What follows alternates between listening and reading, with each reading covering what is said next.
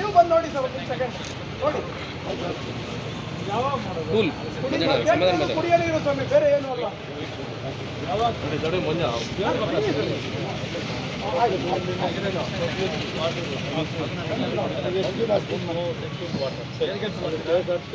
ಅದೇ bus owner ಸ್ವಾಮಿ, bus ಮಾಲೀಕ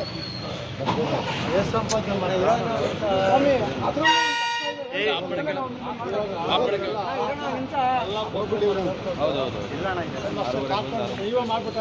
ಅಲ್ಲ ಸ್ವಾಮಿ, ನಮ್ಮ ಹತ್ರ ತೆರಿಗೆ ತಗೊಂತಾರೆ ಸ್ವಾಮಿ. ನಮಗೆ ಇವರೇನು ಫ್ರೀ ಮಾಡೋದಿಲ್ಲ.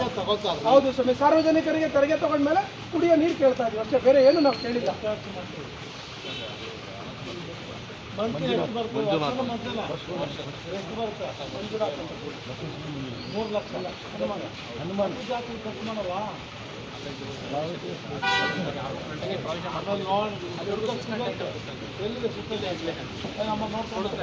ಶೆಲ್ಟ್ರಲ್ಲಿ ನೋಡಿ ಸ್ವಾಮಿ, ತೊಳೆದಿಲ್ಲ. ಅದು ನೀರು ಕುಡಿದ್ರೆ ಮಕ್ಕಳ ಗತಿ ಏನಾಗುತ್ತೆ ಸ್ವಾಮಿ?